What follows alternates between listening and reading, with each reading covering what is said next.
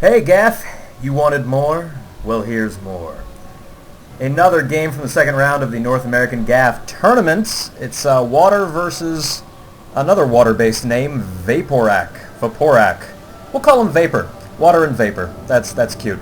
Green Protoss at the 12 o'clock position. Down here we have Blue Protoss, so it's a PvP matchup. Most people seem to think that the mirror matches are boring. They can't be mismatched. They can't be unbalanced, right? I'm not sure, but we'll see how this one goes. Real quick, I don't really have much video editing experience. Fraps is actually recording all of this in proper 720p, but I can't get Windows Media Maker to output in 720p, and I don't have like Adobe Premiere or Final Cut. If there's any open source alternatives, please let me know in the thread, and I will take a look, because it was kind of a pain getting all this put together. Pylons are up, nothing crazy, no... I'm sorry, I'm not allowed to say the word cheese, apparently. That was, it's a bad word now. So we'll say early aggressive tactics by either player.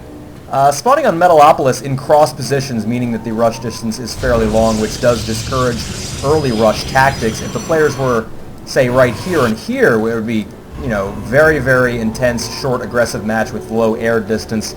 Here, the entire map, it's fairly large at these cross positions. Both players sending out their scouts at exactly the same time. They will not cross. It's a beautiful thing here, looking at both of them in almost exact mirror patterns.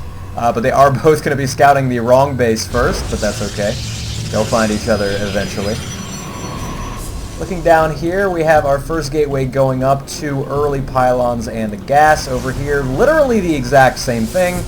Both players off to an absolute mirrored start. Always have to watch out for these smoke vents here at Metalopolis. These are very, very commonly abused. It's not uncommon to see players put a pylon supply depot or some kind of structure back there just to get vision. So warp prisms could be very useful here, and any other kind of drop techniques. Down here we have a cyber core and a second gateway going for... who's at the bottom? I forget. Vapor's at the bottom. Water's at the top. Their names are so similar in my brain, it's hard to keep them separate. And down here, a cyber core as well. So it's going to be 2 gates pretty early for Vapor, 1 for Water, so maybe Vapor might have the ability to push out pretty early. This probe wisely taking the Xel'Naga, very, very useful in cross positions. If they were on the horizontal position, say here and here, they would not nearly be as useful. However, the Xel'Naga's here. Also allow you to see the other Xel'Naga in this case, which is very interesting. Of course, the center of the map with the high-yield expansions. Vapor's probe, just kind of chilling there, presumably to maybe, you know, delay for a few seconds the second Nexus, though neither player has yet expanded. Here, Vapor is taking my advice because he heard my voice in the future and is putting down a pylon behind the vents. Water has not done that, so we'll see. Warp gate technology being researched, probably for both players. No, actually, Vapor is not researching warp gate just yet. Usually it's an automatic for any Protoss player. Not only do units have quicker warp-in times, it's 5 seconds faster, you know, taking into account the cooldown. There we go, warp gate is now going a little slow. Chrono boosting to get it out fast. Of course, it allows, you know, warping in from proxy pylons and other crazy tactics like that. So we are seeing both players almost done here for Water. A robotics facility going up fairly early for Water as well. So we'll see where that leads. No tech just yet. Oh, just kidding. A Stargate and a Robo. I guess it's the Protoss version of the famous 1-1-1 build, but most players tend to pick a side with Protoss. It's usually either Robo Air or Templar. So we'll see what happens here. In terms of forces, let's take a look. Units on the field, we only have 3 Zealots for Vapor and a Stalker, and okay, 3 Stalkers now and a Sentry for Water. So some very, not a lot of early aggression from either player. Probably would have been fairly successful had either gone for it. Looking at the income tab, both very, very equal. 28 over 26, not a big difference there. Once again, both players playing very, very similarly. So we'll see who's going to get the upper hand. Another gateway going down. Stuff. Chasing off that pylon. Sorry, pylon. You can't chase off a pylon. Chasing off the probe that was being a jerk. An observer out now who is coming across the map. Look at this, you gotta be kidding me. Both observers coming out at exactly the same time, scouting each other's spaces in exactly the same fashion. Neither player has a forge or photon cannon, so both are going to be able to see whatever they want looking around, and they're probably laughing to themselves because they say, wait a minute, did I send my observer to my own base? Wait, no I didn't. It's the other person's base. Water and Vapor living up to their similar names. Vapor's hotter.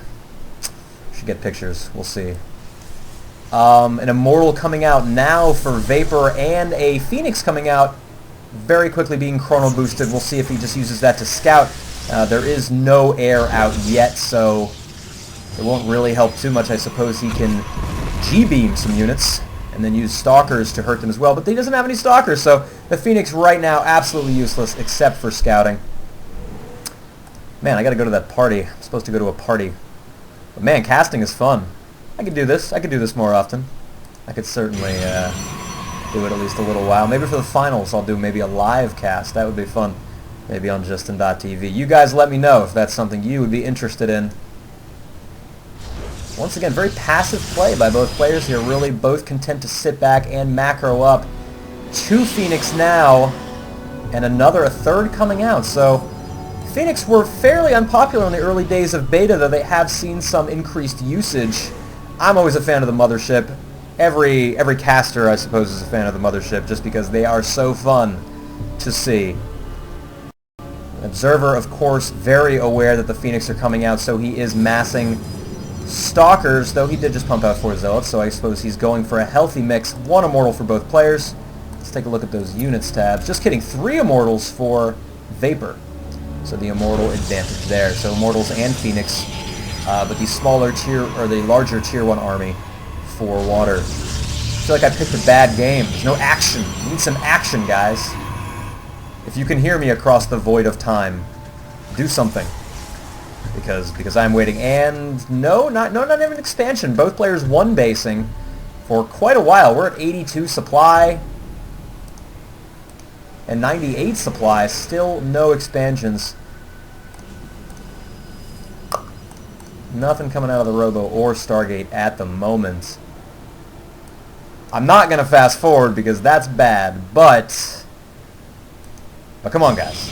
Come on. Oh, and okay, so here Water finally putting down a precautionary pylon behind the smoke vents, though nothing was tried by Vapor. And a Robo Bay going up here. Presumably Colossi will be coming out shortly, but no, another Observer.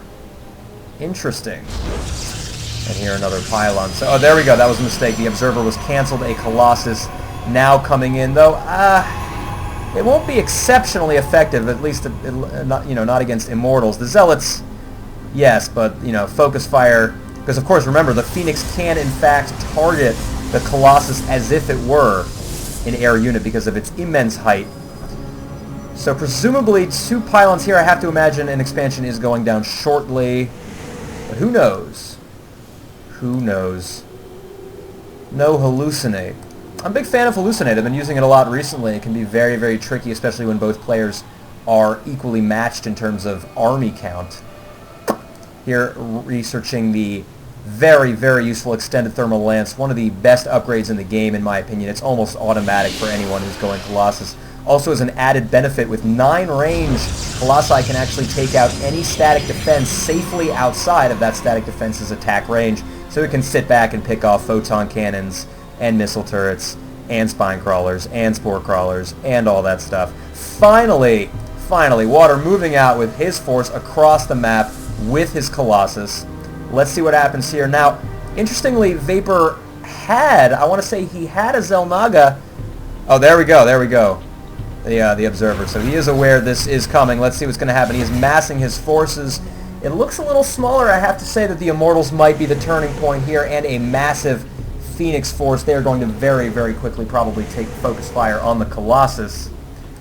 And it looks like he is, oh boy, lots of 3 straight pylons there. And the battle begins. Let's take a look.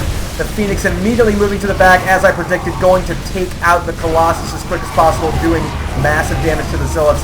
Graviton beaming the Immortals. Excellent play there. The Colossus is down, though it does look fairly even at the moment. Look at that. Excellent, excellent micro. Vapor really using Graviton Beam to its fullest extent, but it looks like despite that, not really going to have quite the ground forces to help out. The Immortal here, unable to target the Graviton Beam forces in the air. So it's a fairly interesting stalemate here, the two Immortals firing on each other. So Vapor does successfully hold off the attack.